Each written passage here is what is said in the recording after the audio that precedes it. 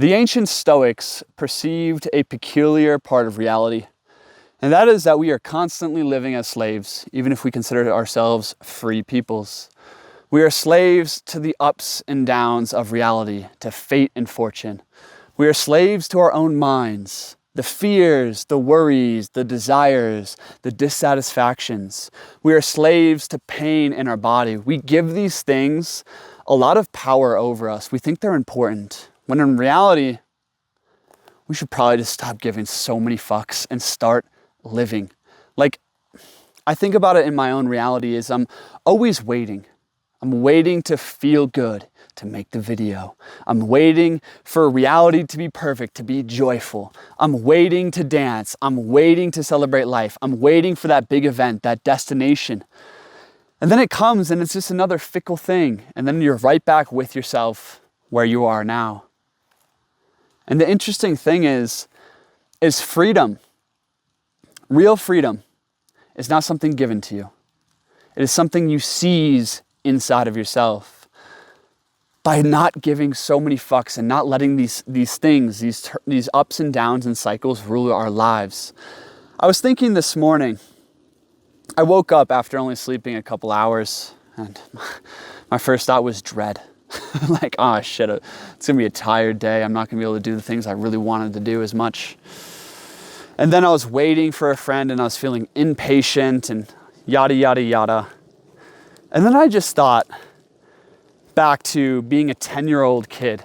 And if I was a 10-year-old and I got to wake up in my body and my reality now, I'd be overwhelmed with joy at the level of freedom I had to just go do literally whatever I wanted today. And even in your life, like think about being a kid and then waking up in your shoes right now.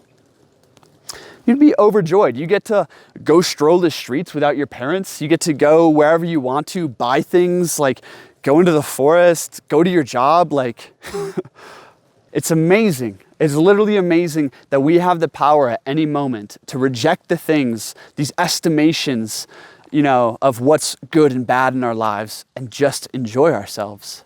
I think the mightiest and truest path in this spiritual stoic self-cultivation here is a path of radical acceptance of, accepting, oh, I didn't sleep right, accepting the pains in your body, accepting all that comes to you woven in the fabric of destiny. I was just sitting under that tree, obviously not feeling too great today. And I was like, you know what? I'm still gonna make this video. I'm still gonna dial in. I'm still gonna love life. And like whatever comes in the next stages, I'm just gonna accept it with a bit more tranquility, with a bit more freedom in my soul. Like it's not that important. It's not. It's just another blink in this fabric of our lives. I'm going to a festival, my favorite festival, Unison, starts tomorrow. And the excitement of seeing like all my network is going to be there, my best friends, the music is going to be great, the dancing, the love, the ceremonies, all of it is going to be epic. But with that, I've always had an enormous issue with insomnia, especially when I get in overstimulating environments. It's really hard for me to sleep and it creates this internal battle. Like if you only sleep 2 hours and you're at this place where you want to have the most fun possible, but then you're just hurting and working through this war. So I'm feeling this anticipation, this excitement, and already kind of like ruined my sleep last night. And I'm like having this big practice today of just acceptance, no expectations, taking life as it comes, And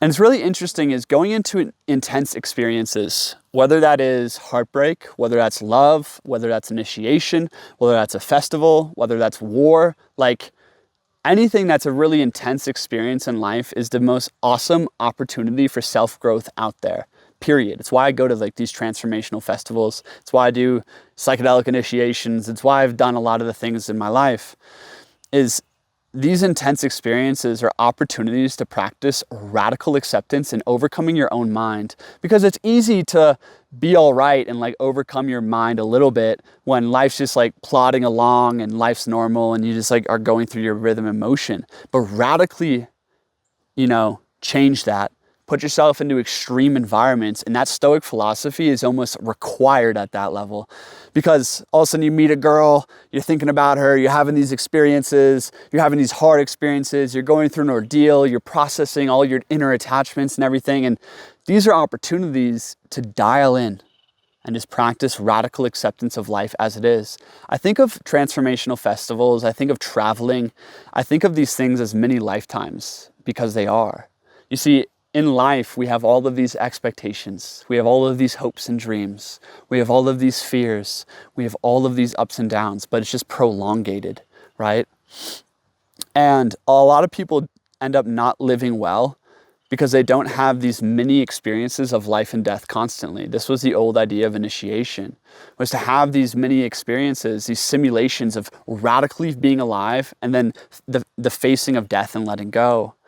And in that, we create just a bit more acceptance. We create a bit more comfortability and relationship with eternity.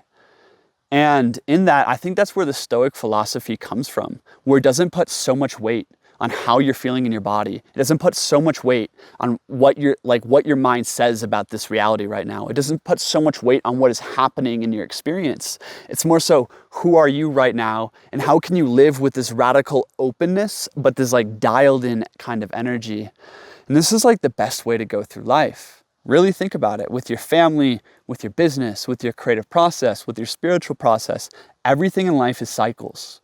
Everything in life is cycles. There's constantly is ups and downs. There's constantly changes in your own inner demeanor and attitude. And wisdom to me is riding the cycles of life well.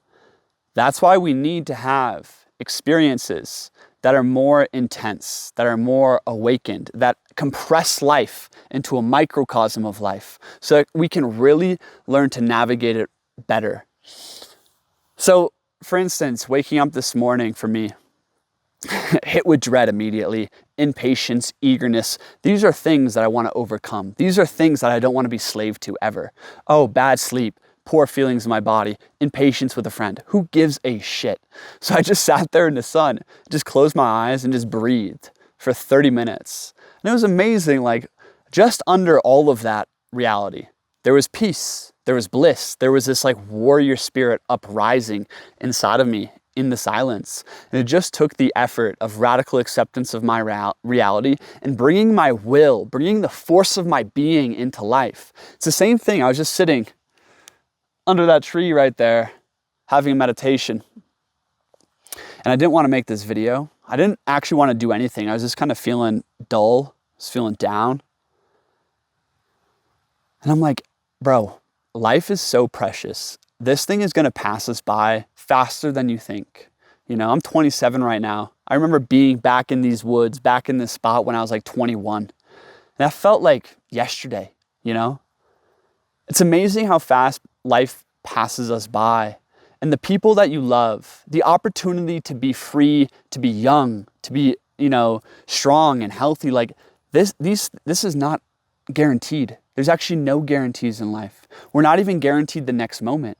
All we're guaranteed is this moment. And guess what? Death is stalking us. It is literally stalking us. This is the shamanic warrior tradition of Mexico, is that death is a shadow over your left shoulder, and it's going to touch you at some point in your life. And the more that we can live with awareness of that death is right there. Death is actually the thing that gives us power in our experience, because I can't waste this moment by being all down on it. I can't waste this life, these precious experiences we have. I want to bring the full force of my being into it. Death inspires us to be more impeccable in our inner being. And that is actually where freedom comes from. Freedom, joy, power. These are inward, uprisings from the soul. They come from inside, not outside. It's something it's like a fire that you seize from the heavens. And the more that we can live in awareness of the fact that we are free right now and that death is stalking us, and that, the more that we can actually rise into our more transcendent self. And this is coming full circle in this video, is where is your center point? Most people are centered in their physical body. Maybe they're centered in their identity of being a father or being this businessman or your role in the world. A lot of people are centered maybe in their religion and their external God. And I encourage everyone here, every higher man and woman, to dial in on their center point being the transcendent self. The self that literally laughs with joy at every part of this life, that smirks at the hardest experiences, that can stare into the void and the void stares back, and that transcendent self winks at it, right? The transcendent self is that spirit of overcoming, the spirit of overflowing joy. It's almost like the gay science of Nietzsche, the joyful wisdom. And that transcendent self, when I meditate, I often commune with that spirit, inside of me.